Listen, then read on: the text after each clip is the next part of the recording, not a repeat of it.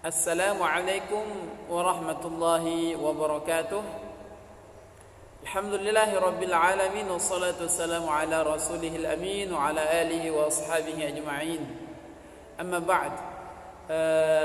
Para teman-teman semuanya yang dirahmati Allah Subhanahu wa taala, dan juga adik-adik santri pesantren terpadu Darul Quran Mulia yang saya banggakan dan yang saya cintai. Senang rasanya ingin bertemu dengan antum, tetapi ala kulli hal saat ini kondisi yang tidak memungkinkan. Tetapi insyaallah semangat kita selalu tumbuh, dan insyaallah akan selalu bergelora di dalam jiwa kita untuk mempelajari ayat-ayat suci Al-Quran dan juga ilmu tajwid. Baik ikhwani fillah, pada pertemuan kali ini saya akan membahas tentang bagian-bagian idgham. Bagian-bagian idgham atau cara membaca idgham di saat kita membaca ayat suci Al-Quran. Idgham itu di dalam hukum ilmu tajwid terbagi menjadi beberapa bagian. Yang pertama adalah disebut dengan idgham bi gunnah. Idgham bi gunnah. Yang kedua idgham bila gunnah. Idgham bila gunnah. Kemudian yang ketiga disebut dengan idgham mutamatsilain, atau juga bisa disebut dengan idgham mislain. Kemudian yang keempat disebut dengan idgham mutajanisain. Idgham mutajanisain. Kemudian yang kelima disebut dengan idgham mutaqaribain. Nah, ini beberapa bagian yang insyaallah saya akan jelaskan satu persatu, dan insyaallah kita akan memberikan contoh satu persatu setiap hukum tersebut. Baik, sekarang saya ingin menyampaikan yang pertama, atau ingin menjelaskan yang pertama yang disebut dengan idgham bi gunnah. Idgham bi gunnah. Idgham artinya memasukkan bi gunnah dengan suara dengung. Dan huruf idgham ini ada empat. Kemudian syarat untuk menjadi idgham itu ada dua. Apabila ada nun sukun atau tanwin bertemu dengan huruf yang empat, yaitu ya, waw, mim, nun, atau ya, wa, ma, na. Ya, syaratnya tadi setiap ada nun sukun atau tanwin bertemu dengan salah satu huruf yang empat ini, maka hukum bacaannya disebut dengan idgham bi gunnah. Idgham artinya memasukkan bi gunnah dengan suara dengung. Contohnya misalnya setiap nun sukun bertemu dengan ya. Contohnya yang paling mudah ya. Iyakunu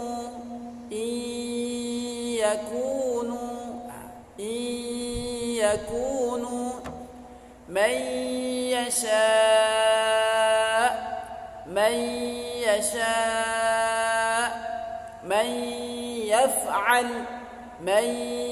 yaf'al. Ini kalau nun sukun bertemu dengan ya. Kemudian kalau tanwin itu terbagi menjadi tiga. Ada tanwin berbaris fathatain, kasratain, dhammatain. Nah, setiap ada tanwin bertemu dengan salah satu huruf yang empat ini juga disebut dengan idgham bi gunnah. Contohnya misalnya kalau bertemu dengan tanwin, khairan yarah, wujuhun yawmaidin.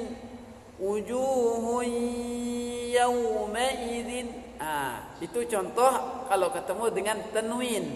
Kemudian misalnya kalau nun sukun bertemu dengan nun, seperti apa bacanya? Min nadir, in nasha. Seperti itu ikhwani fillah. Jadi untuk mempersingkat waktu, mungkin saya akan memberikan satu atau dua contoh setiap hukum yang kita bahas ya, karena takutnya nanti membosankan antum atau mungkin waktunya terlalu panjang. Oleh karenanya insyaallah setiap hukum saya akan memberikan satu atau dua contoh. Kemudian idgham bila gunnah. Idgham artinya memasukkan, bila artinya tanpa gunnah, tanpa dengung. Maksudnya dibaca dengan cepat. Hanya sekedar dimasukkan huruf sukun atau tanwin bertemu dengan salah satu huruf yang dimiliki oleh idgham bila gunnah. Idgham bila gunnah itu memiliki dua huruf. Yang pertama adalah ra, kemudian yang kedua adalah la. Syaratnya adalah setiap ada nun, sukun atau tanwin bertemu dengan salah satu huruf yang dua yaitu ra dan la, maka dibaca atau disebut dengan hukum secara ilmu tajwid adalah idgham bila gunnah. Cara dibacanya contohnya misalnya min ladun, bukan min ladun, salah itu. Min ladun,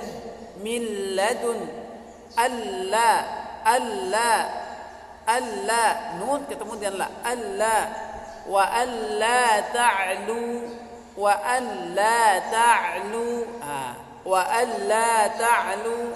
Kalau tanwin bertemu dengan lam, contohnya tanwin bertemu dengan la, malal lubada. Kemudian yang lain humazatil lumazah. Gitu ya ikhwan fillah ya.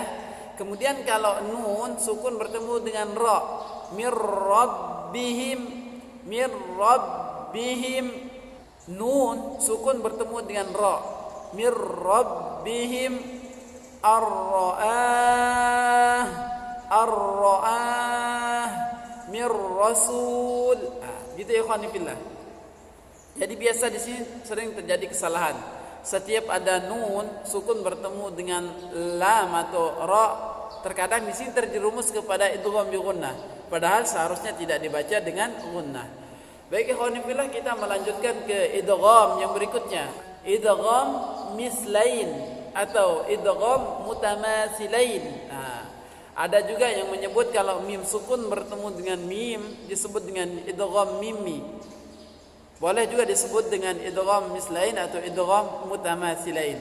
Boleh juga disebut dengan idgham mimi. Khusus untuk idgham mimi ini adalah setiap mim sukun bertemu dengan mim.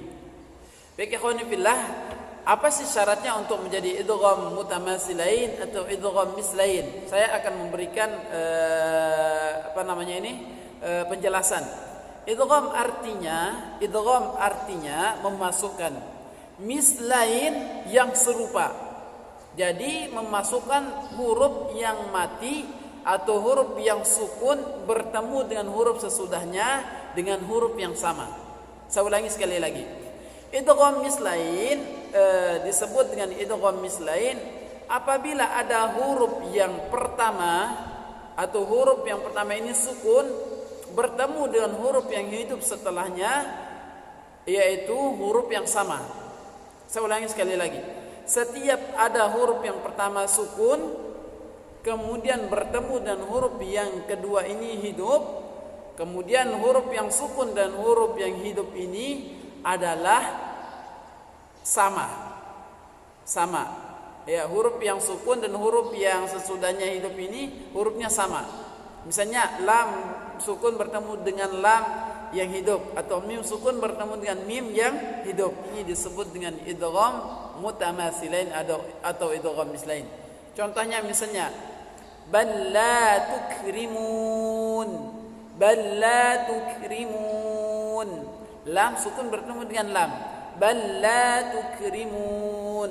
Kemudian yang berikutnya yudrikumul maut. wa qad dakhalu bil kufr idrib bi'asakal hajar. Gitu ya ikhwan fillah. Teman-teman yang sudah memiliki level yang lebih tinggi, kalau mereka ingin menjelaskan idgham mislain ini atau idgham mutamathilain ini bisa juga lebih panjang atau lebih luas ya. Mereka biasa menjelaskan idgham mutamathilain apabila ada huruf yang sukun pertama kemudian dengan huruf yang hidup memiliki kesamaan, baik itu dari segi makharijul huruf atau di dalam sifatul huruf, sama dua-duanya. Kemudian idgham mutajanisain. Idgham mutajanisain contohnya atau penjelasannya adalah apabila ada huruf yang pertama itu sukun dimasukkan ke dalam huruf yang berikutnya hidup, Kemudian di sini makharijul hurufnya sama, akan tetapi yang berbeda adalah sifat. Makharijul hurufnya sama, akan tetapi memiliki sifat yang berbeda. Ya, saya ulangi sekali lagi. Idgham mutajanisain itu penjelasannya adalah apabila ada huruf yang makharijul hurufnya sama tetapi memiliki perbedaan di dalam sifat hurufnya. Contohnya misalnya ta sama ta sama da, ini makharijul hurufnya sama tetapi sifatnya berbeda. Apabila ada ta yang sukun bertemu dengan huruf ta atau huruf da, maka ini disebut dengan idgham mutajanisain. Ya, idgham mutajanisain. Jadi makharijul hurufnya sama tetapi yang berbeda adalah sifatul huruf. Sifatul huruf. Contohnya misalnya waqalat ta'ifah, waqalat ta'ifah, asqalat da'awallah, asqalat da'awallah. Ta sukun bertemu dengan da, makharijul hurufnya sama tetapi sifatnya tidak sama. Ini disebut dengan idgham mutajanisain. Atau contohnya setiap za sukun bertemu dengan dha, makharijul hurufnya sama tetapi sifatnya tidak sama. Idzalamu, idzalamu, abidum ma abadtum, abidum ma abadtum. Ta sukun bertemu dengan ta, kemudian setelah itu ada ta sukun bertemu dengan da, kemudian za bertemu dengan dha, kemudian da bertemu dengan ta. Nah, ini makharijul hurufnya sama tetapi sifatnya tidak sama.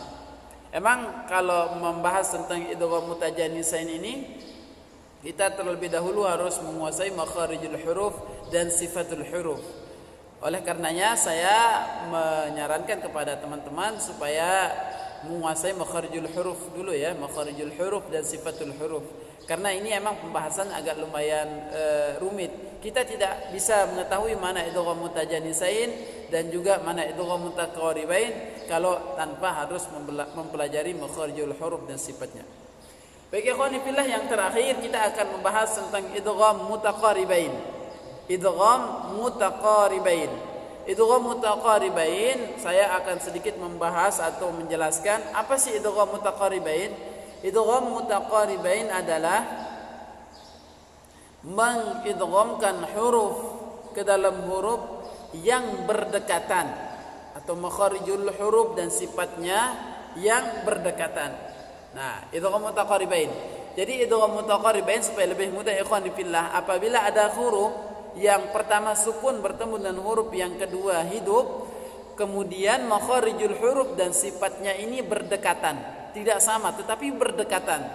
Misalnya contohnya ada huruf qa yang sukun bertemu dengan ka. Huruf qa bertemu dengan ka. Makharijul hurufnya hampir sama, berdekatan sekali. Misalnya kalau qa itu keluar dari aqsal lisan yang bagian atas, kemudian ka keluar dari aqsal lisan bagian bawah atau agak maju sedikit. Kalau salah satunya ini sukun kemudian bertemu dengan yang lain atau yang satunya, maka ini disebut dengan idgham mutaqaribain. Saya contohkan. Misalnya qa yang sukun bertemu dengan ka. Alam nakhluqkum, alam nakhluqkum. Qa sukun bertemu dengan ka. Alam nakhluqkum. Ya. Jadi ini disebut dengan idgham mutaqaribain. Atau contoh yang lain misalnya la dan ra. La dan ra. Ini ujung lisan bertemu dengan langit-langit bagian depan. Nah, di sini. Ini sangat berdekatan, hanya tergeser sedikit lidah kita maka ini akan berubah makharijul huruf dan sifatnya. Contohnya misalnya kalau lam sukun bertemu dengan ra. Waqur rabbi, waqur rabbi. Lam sukun bertemu dengan ra. Ini berdekatan sekali ikhwani fillah. Nah, saya ulangi sekali lagi. Waqur rabbi anzilni, waqur rabbi anzilni munzalam mubaraka. wa qur rabbi, wa qur rabbi. Gitu ya ikhwan fillah. Jadi saya sampaikan kepada teman-teman semuanya, kalau kita membahas tentang idgham mutaqaribain dan idgham mutajanisain, saya sarankan supaya lebih menguasai makharijul huruf terlebih dahulu, dan juga menguasai tentang sifatul huruf yang kita belum kuasai, ya. Demikianlah bagian-bagian idgham yang kita bahas pada pertemuan kali ini. Mudah-mudahan ada manfaatnya. Apabila ada yang kurang berkenan atau yang kurang jelas, nanti bisa memberikan komen atau bisa memberikan masukan ke dalam video kali ini, ya. Sekali lagi terima kasih atas segala perhatian, dan mohon maaf jika ada kesalahan, dan kalau ada kekurangan. Kesempurnaan hanya milik Allah Subhanahu wa taala. Terima kasih atas segala perhatian. Jazakumullah. Assalamualaikum warahmatullahi wabarakatuh. الله أكبر.